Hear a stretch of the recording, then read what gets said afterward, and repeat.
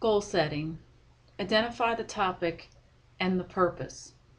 If the topic is not given to you and you have to choose the topic, use natural selection by picking a topic that you are familiar with as a part of your roles and responsibilities or your job. If that doesn't work, then try brainstorming with yourself, where you write things down that you know or write your experiences down to see if you can narrow the topic. Or brainstorm with coworkers or friends and classmates. You can also use the library or the internet to find topics. Once you have a few ideas, select the topic for your presentation. Next slide.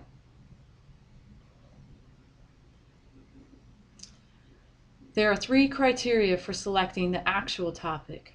Use these questions to help you select the presentation topic. Are you knowledgeable or interested in the topic? If you know the topic, it will be more interesting to your audience. Is the topic relevant to your audience? Pick a topic that the audience will want to hear.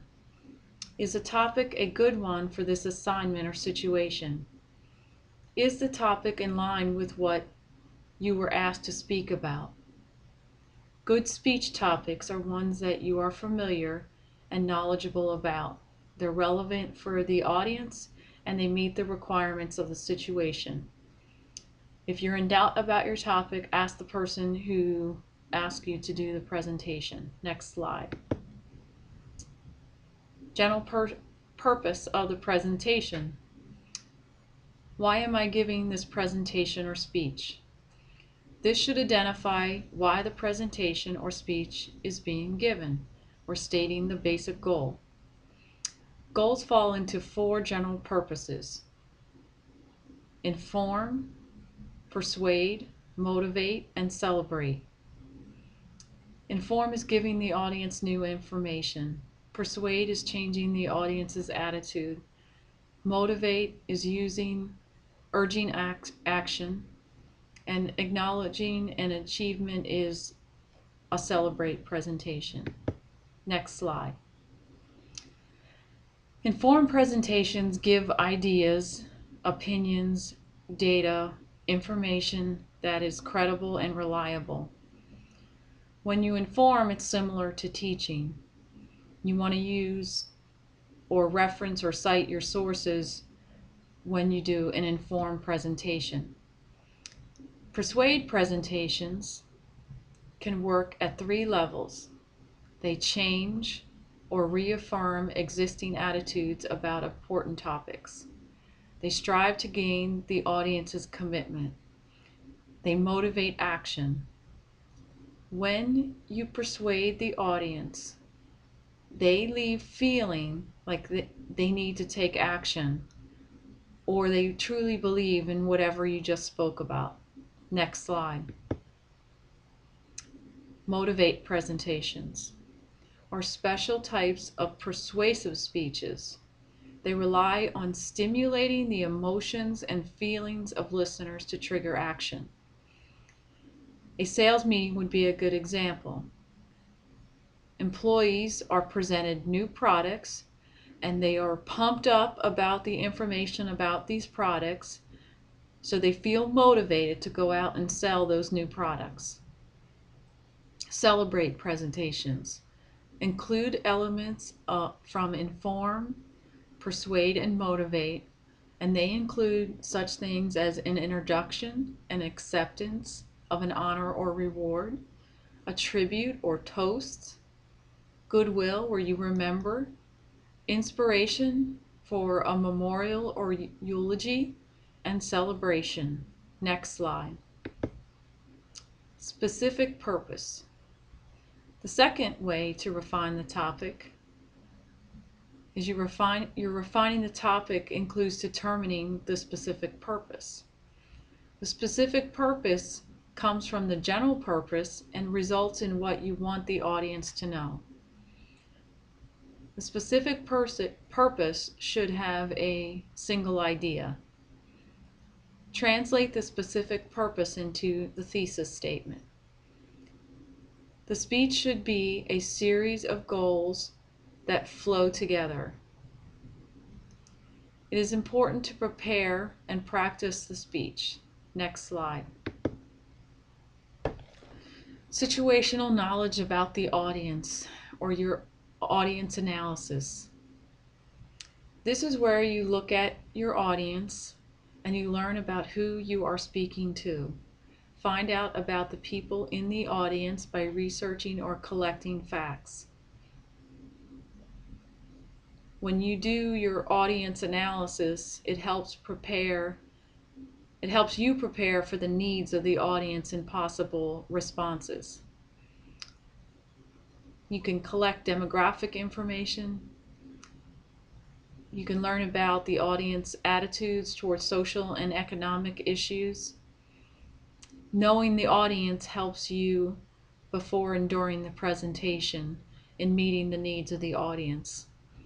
When you gather the demographic information such as age, social class, gender, education level, background information, this helps you know the audience. If you are presenting within an organization, make sure you know which group you are addressing. Are you addressing the administrators? Are you addressing salespeople, janitors? This is important for your situational knowledge about the audience. Next slide.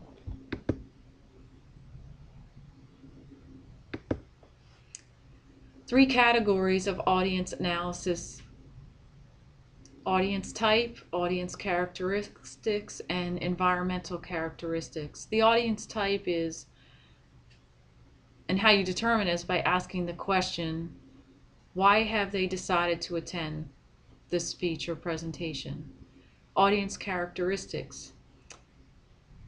What are their religions, education levels, ages, ethnicities, and genders of a typical audience member? Environmental characteristics. How will the settings and surroundings affect the speaking situation? The amount of audience analysis depends on how well you already know the audience. Next slide. Identify and research main ideas. After you identify the topic to the specific purpose, and you've created a thesis statement, and you've analyzed your audience, the next step would be to decide what your main points of your speech or presentation are going to be. Ask yourself, what does the audience need to know and accept if I am to accomplish the specific purpose I have selected for the presentation? You should use systematic thinking, and a recommended way to pick these main ideas called a topical system, which is a small set of headers. The book recommends that these 16 headers, which should fit any topic. Next slide. Main ideas. These topics can be used to describe any subject the speaker may choose to speak on. Attributes, which is the existence or non-existence of things, degree or quantity of things, spatial attributes, time, motion or activity, form, substance, capacity to change, potency, desirability, feasibility, your basic relationships, causality, correlation, species relationships, similarity and dissimilarity, possibility or impossibility. Next slide. The next step is doing the actual research for the main ideas. This means that you research the supporting information and you find information to support those main ideas. You consult with experts, you do interviews, you get online, you read books. So you're doing the research to support the main ideas, that you found using the topical method. The research is organized using a bibliography. There is no limit to the main ideas, but it is recommended to keep them between 3 and 5.